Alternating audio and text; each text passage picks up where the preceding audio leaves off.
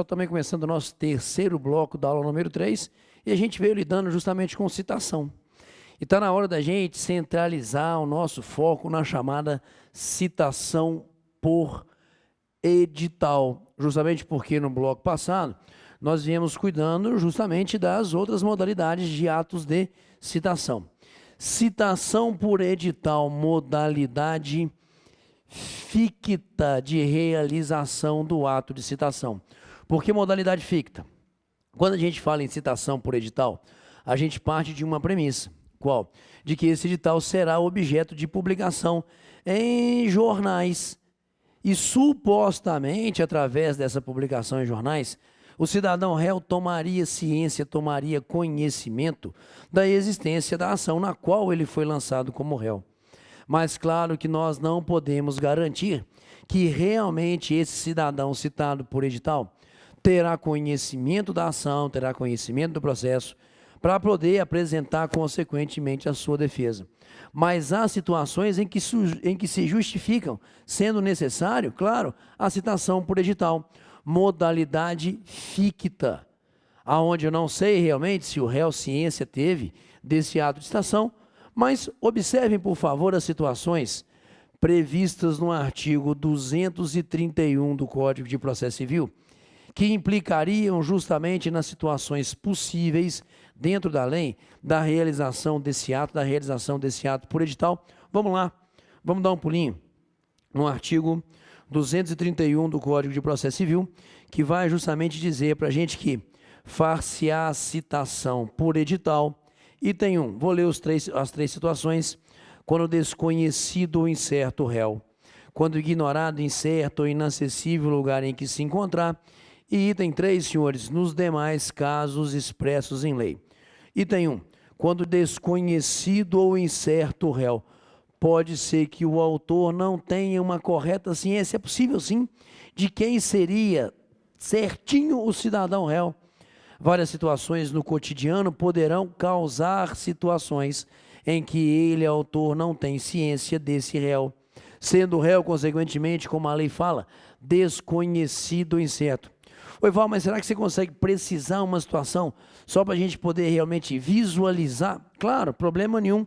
Vamos raciocinar, vamos pensar um pouquinho num exemplo de caracterização de réu dito incerto, réu desconhecido. Olha só. Determinada pessoa vai numa loja, compra um produto, dá um cheque e pede ao lojista uns dias nesse cheque.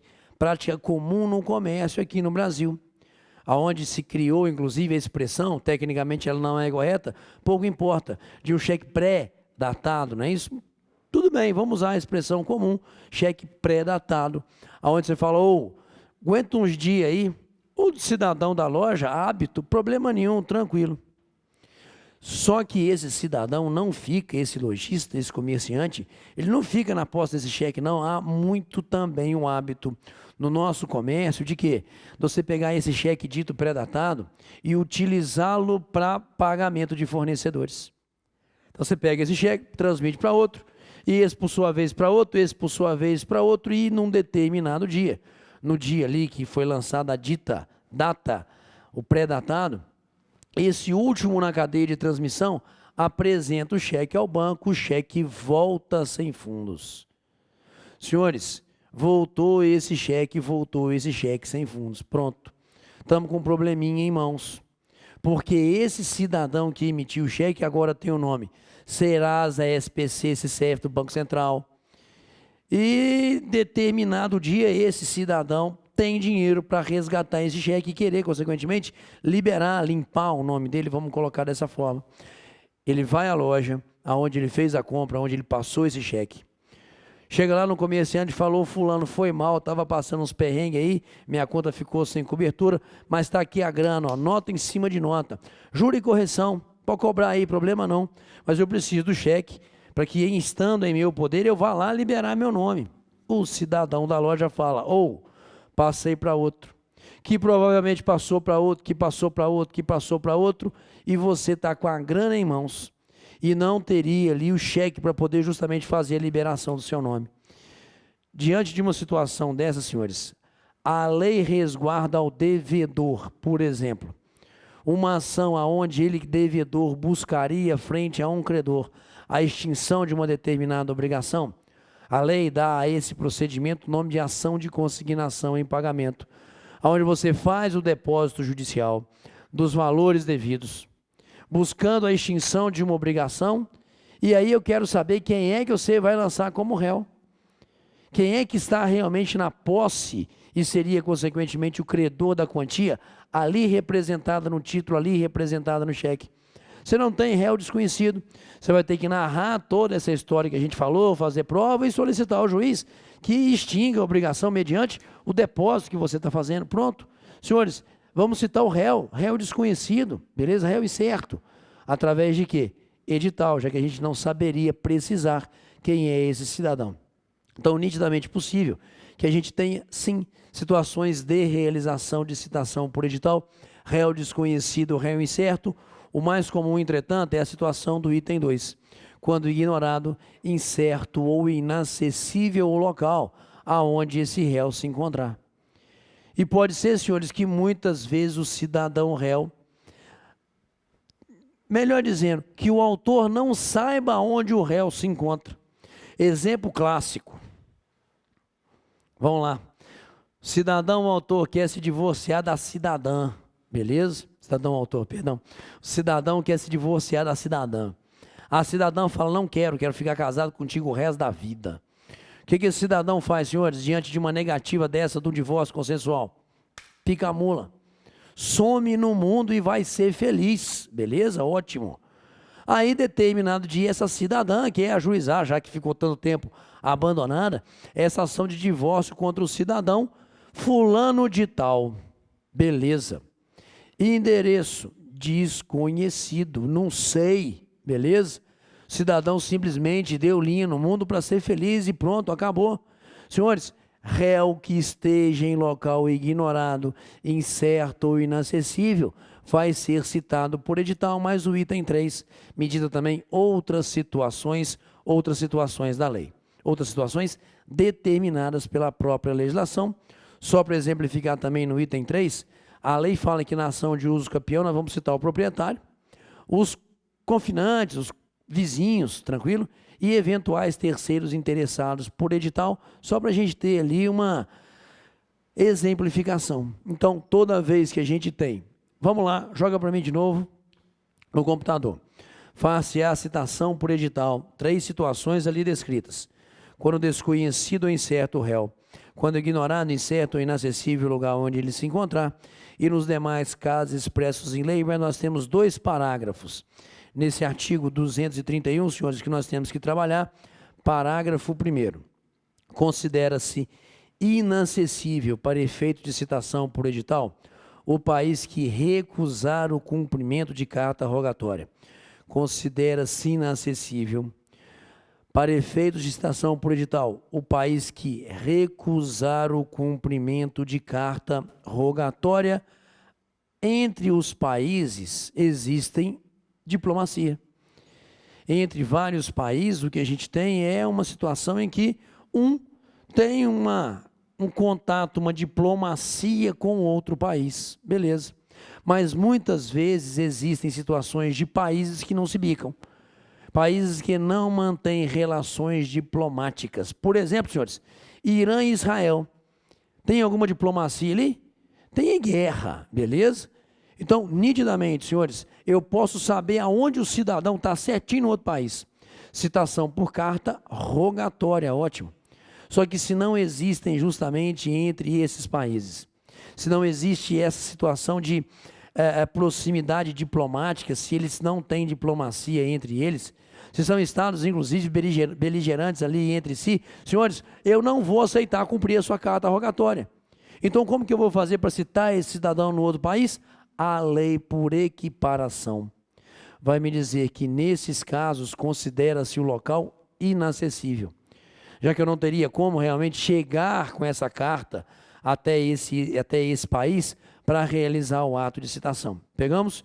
Então, vamos considerar inacessível o local de outro país que se recuse ao cumprimento de uma carta rogatória. Cravamos? Parágrafo 2º do artigo 231 para a gente resolver todas essas situações, senhores. Artigo 231, parágrafo 2º. No caso de ser inacessível o lugar em que se encontrar o réu, a notícia de sua citação será divulgada também pelo rádio, se na comarca houver emissora de radiodifusão. Sabemos certinho aonde o cidadão se encontra. Latitude e longitude, eu consigo precisar onde ele está? No meio da floresta amazônica. Inacessível, não tenho como chegar, não chega carta para poder ser realizada a citação por correio. O oficial de justiça também não vai se aventurar e não conseguiria chegar até esse local. O cidadão está num local inacessível. Vamos, consequentemente, citá-lo por edital. Mas também vamos divulgar por rádio a notícia, porque o rádio nesse país tem uma penetração danada. E se o cidadão está de novo lá no meio da floresta amazônica, senhores, local inacessível, não vai chegar para ele um jornal para ele poder ler e, estou sendo citado, nada disso. Mas se eu divulgo por rádio, pode ser então que ali haja, a rádio tem uma penetração muito grande nesse país nosso, não é isso? Que o cidadão acabe tendo ciência de que ali estaria sendo feito o ato de citação, que ele estaria sendo citado para um determinado processo. Então a lei processual se preocupa com isso. Não é que eu esteja citando o cidadão pelo rádio, essa modalidade não existe. Eu estou citando o cidadão por edital. Pronto. Publicação em jornais. Mas divulgo, no caso dele estar em local inacessível, a notícia dessa citação também por rádio. Pegamos? Situações previstas no artigo 231 do Código de Processo Civil. Situações em que a lei cria o permissivo para a realização da citação por edital e, consequentemente, outras duas situações ali de local inacessível por equiparação, país estrangeiro, e a divulgação por rádio, se ele está ali em local inacessível convencional. Beleza? Agora a principal parte, por favor. Porque o artigo 232 do Código de Processo Civil apresenta para a gente os requisitos.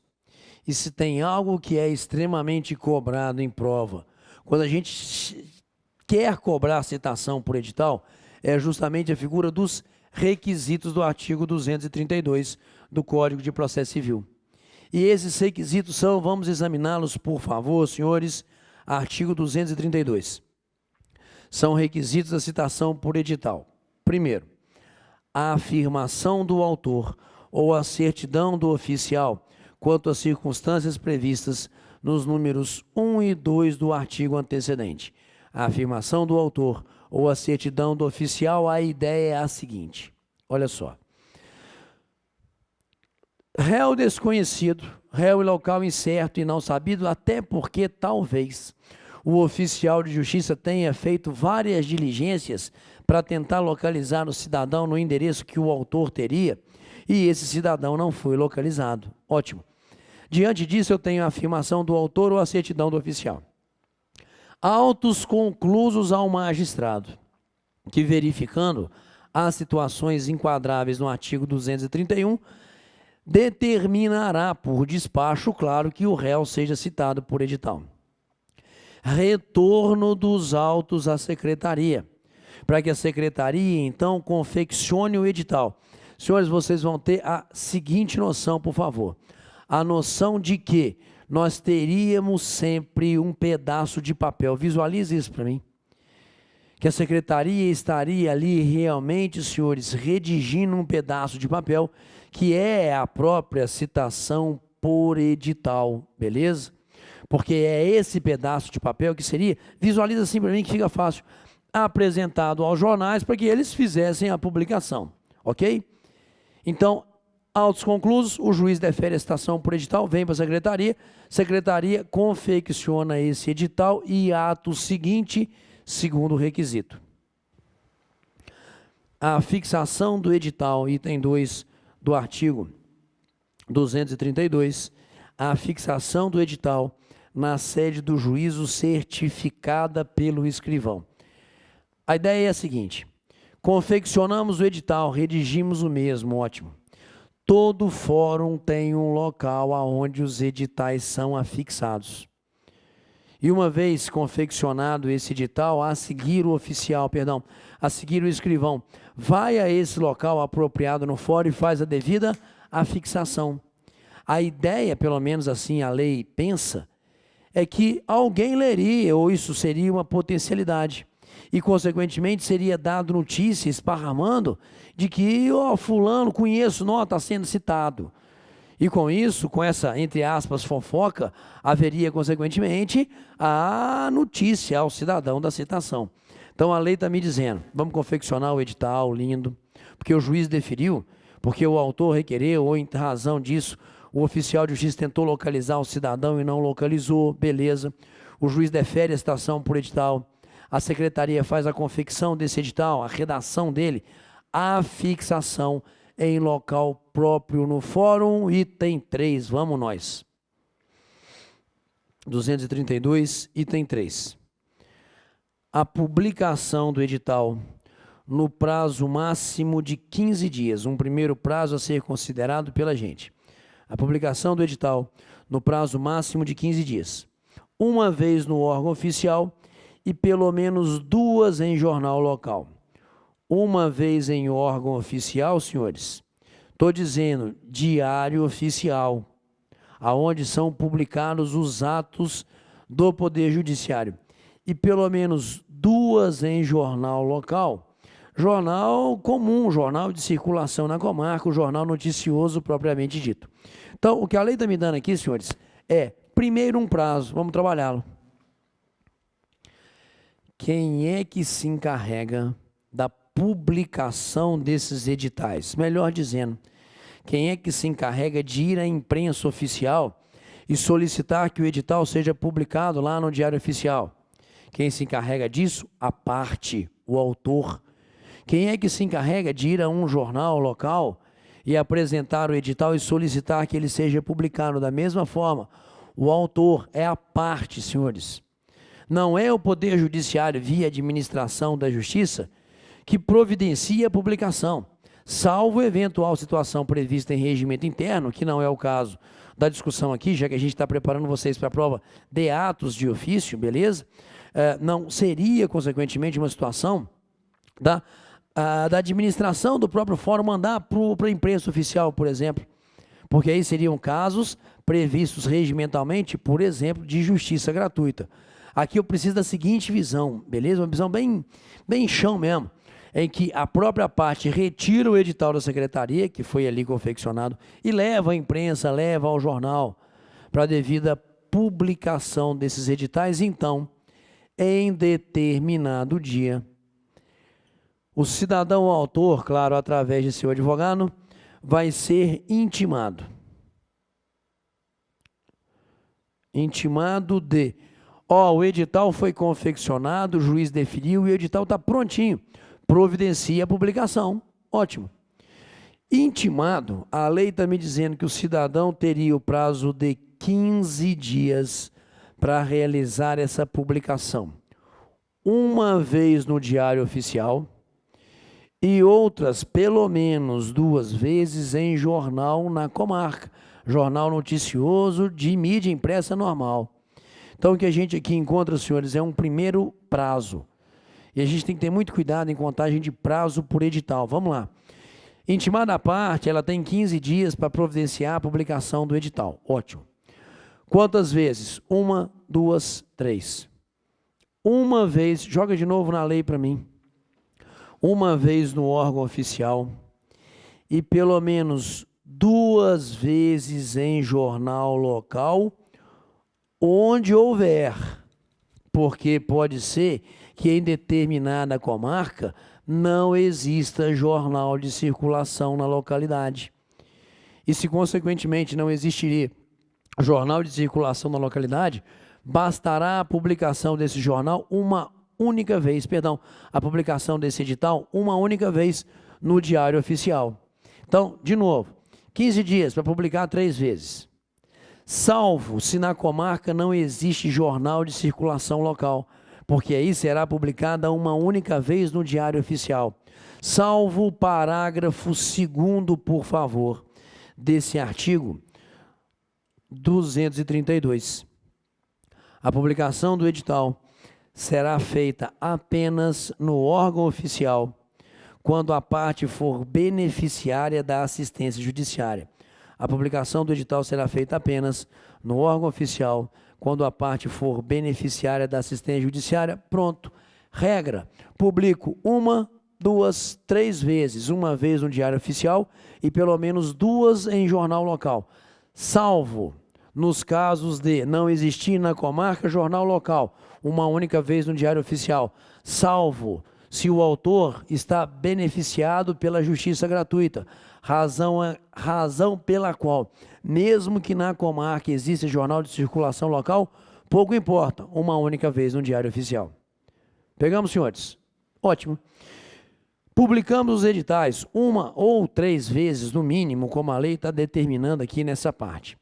Feito isso, o autor tem uma obrigação: comprovar nos autos do processo que realmente fez a publicação 1 ou 3 vezes, no mínimo, como a lei está determinando, dentro desse prazo de 15 dias. E como que ele consegue fazer a prova, ele, autor, de que realmente cumpriu isso dentro do que a lei está determinando? Facílimo.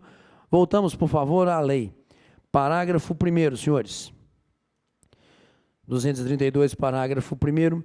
Juntar-se-á aos autos do processo um exemplar de cada publicação, bem como do anúncio de que trata o número 2 desse artigo. Senhores, fiz a publicação lá no jornal, levei no jornal, paguei. No dia que for publicado, eu vou lá, compro um jornal, arranco uma folha e peço ali para ser juntado aos autos, comprovando, consequentemente, a publicação por edital. Pegamos? Então, quantas vezes? Prazo que isso deve ocorrer.